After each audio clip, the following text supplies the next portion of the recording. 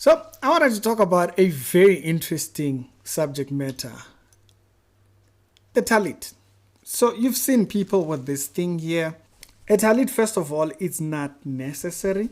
Okay, just to be very clear with everybody. But a belief that has that shapes our habits is necessary. And I wanted to give you a couple of Bible verses on how just having this near my wardrobe when I wake up, it did change my prayer life. So for those that don't know, there's two types. There's two types of talits. There's many designs, but mainly two types. There are those thin strips. I'm not even going to address that one. I'm going to talk about these two types.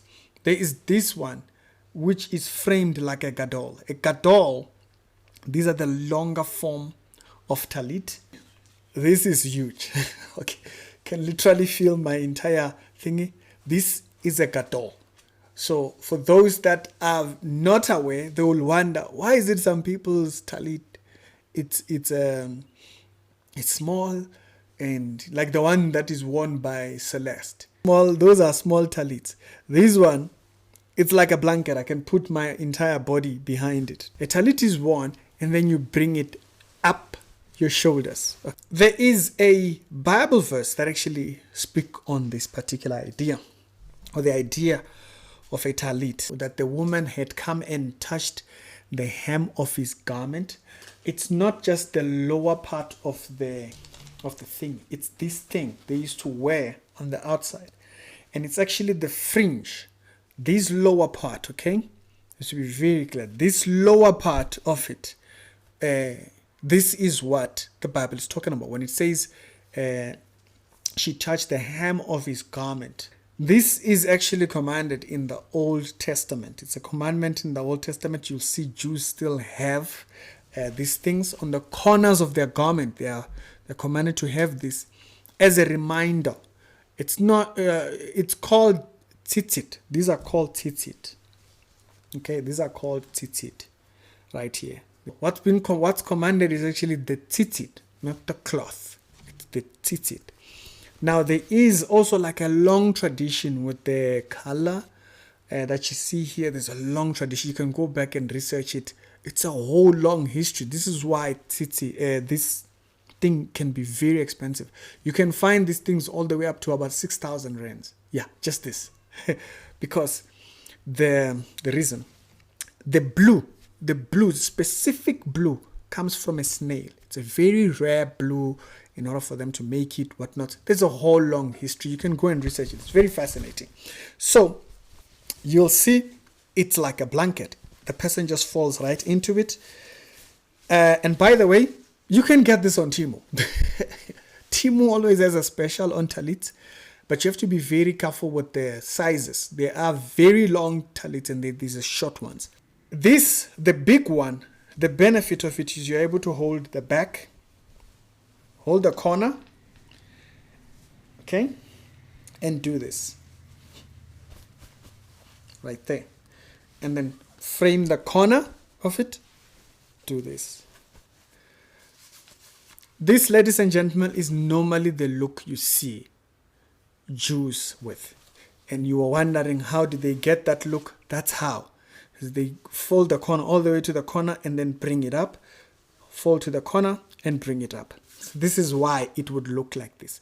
The reason why the ones that you see Celeste wearing look so uncomfortable, it's because she bought the small one. And so the small one doesn't sit. It can't do this.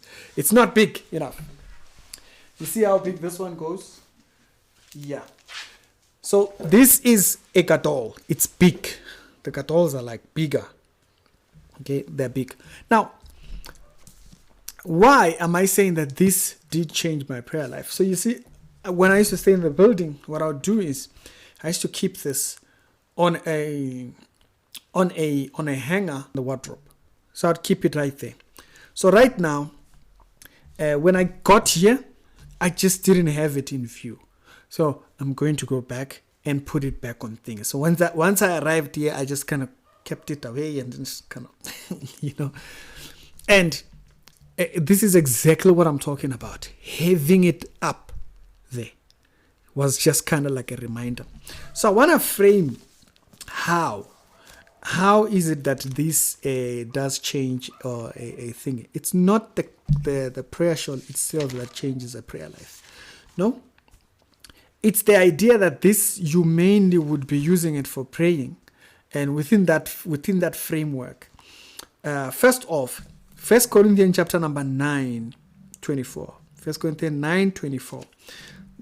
Listen to this verse. It says, know ye not that they which run in a race all run, but one receives a prize.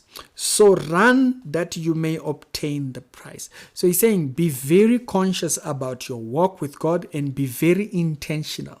So you're exercising what? You name it. Whatever it will take for you to come to a place where you are fit to do that. Get in shape so that you are able to do that. That's what he's saying. He says, run that you. So run with intention. So you see, this is a form of running with intention. Because I'm going to put it there. And I'm always going to be reminded. Or I put some type of a habit. So before my morning routine, this was part of my morning routine. And so I would keep it up there. And I'll continuously think it. I'm going to go back to doing that. Okay. So it says, run that you may obtain the prize. It says, so every man strives for the mastery strives for mastery, is temperate in all things. Notice, right there he is telling you for temperate in all things, meaning your habits. Put yourself under God, basically. In all these areas, so that you are able to come to mastery. He says, now they do it to obtain a corruptible crown, but we an incorruptible.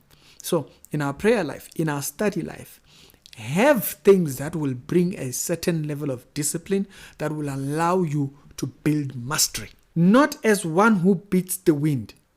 So I build habits, that's what I say. I build habits that allow me to build mastery.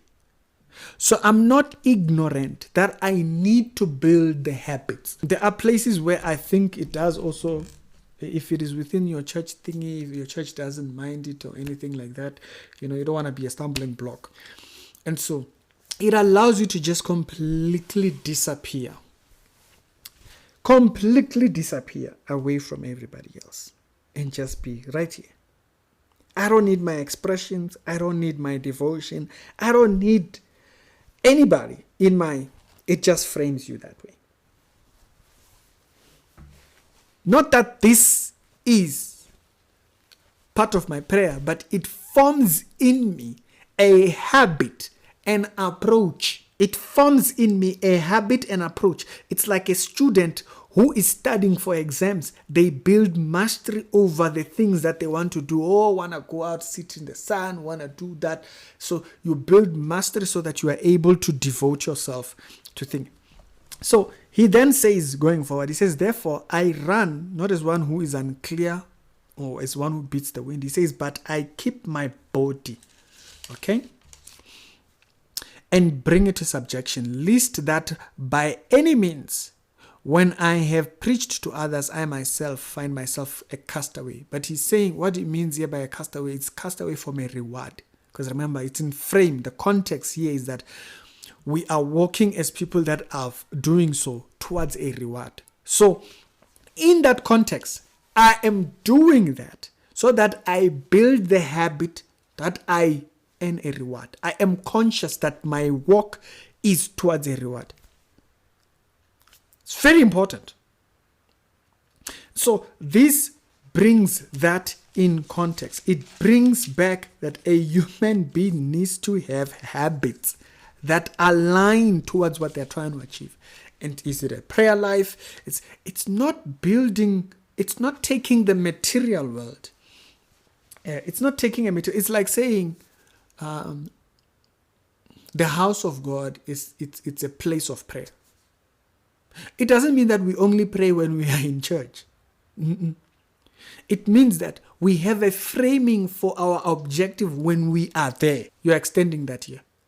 That's extending that. And so I've seen a lot of people get very, very touchy about it. There was people who were even attacking people who do it. And I'm like, why do you want to attack a person who is building a habit towards prayer? I don't understand that. Now, there are people that try to make it more than that. That's where we have a problem. This is just a cloth. It's like me setting up a desk where I study. It's not supposed to be more than that. Please don't have people framing it for anything more than that. It's just that simple. You have to build the habit. However you come to it, get there. Right? For some people, they've just done that using this. And I can tell you, for me, this, yes, it did. Because I kept it there. Yeah, it wasn't kept like Saparsa ZCC, you don't touch that. It is a holy garment. Nope. That was not the framing for which this was presented. Romans chapter number 2, verse number 1 and 2. It says, I beseech you, brethren, to present by the mercies of God, to present your bodies as living sacrifice, holy and acceptable, which is your reasonable sacrifice. Once I dedicate a habit so that I can get this done, he says that is your reasonable sacrifice. So if I can condition the things that I have on the outside that continuously remind me. It's like Jews. They have talit.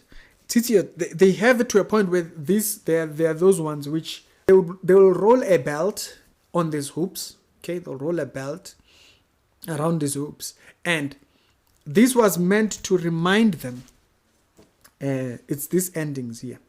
This is meant to remind them of being obedient, of their obedience towards God's law. Build habits that build you towards that. Simple context. People made it a whole thing. I saw someone was very heavy towards Shawl pertaining. Imagine, think about it in this way. The Bible says that God will use our faith in him to make Israel jealous. Imagine we now have something that they esteem as part of their faith, and they see us wearing it, and they hear us talking about a Messiah. It points them. Wait a minute, why do they have that? I hope this helps you see, for those that are kind of like skeptical. Oh, where do they get that? Yep, it comes all the way back from God's commandment. God had commanded Israel to have that. They are called tassels. In the Bible, they are called tassels. In the Hebrew, they are called tzitzit. Okay. This particular thing. This is what's commanded. Not this necessarily. It's not a bad thing that a person has a robe or a scarf that reminds them of their devotion and prayerfulness towards God. Sister Pindela on TikTok, she turned it into a scarf. I'm like, wonderful. She turned it into a scarf. The moment you see her, you know. Thumbs up. Okay? If she's out there everyday life and you see her like that, yeah, you know this is a different kind of person. Yeah. Why do you want to discourage that? So I've seen a lot of people have that approach towards people who have it. No, if you don't want to do it, you don't want to do it. But the idea of building habits towards godliness, the Bible speaks about that all the time. Definitely made a huge difference in my prayer life, because I would have it there and it became part of my morning routine. So in my morning routines, before I do what I do in the mornings, I would go and I would thingy, and they have my prayer, I'd have my worship, entire whole jazz, and it became part of my morning. And what I noticed is, another reason why I'm doing this video, the moment I came here, because I was now used to that framing, when I didn't have it up, poof, I wasn't doing that. got too busy and whatnot and stuff like that. And so I'm going back and I'm going to put it on the hanger again. It's going to stay on my door. And every single time I see it in the morning, it's a reminder. We are creatures of habit. And we must remember that we are creatures of habit. You want to build it within the habit to doing certain things. And that's what this is just there for. Don't have people over-exaggerate what the talit is for. It's just a simple thing it is in the Bible. For those that didn't know, it is there in the Bible. And now, are we now commanded to wear tassels? No, we're not. But should I see you wearing tassels? Am I going to have an issue with you? Nope. Not going to have an issue with you.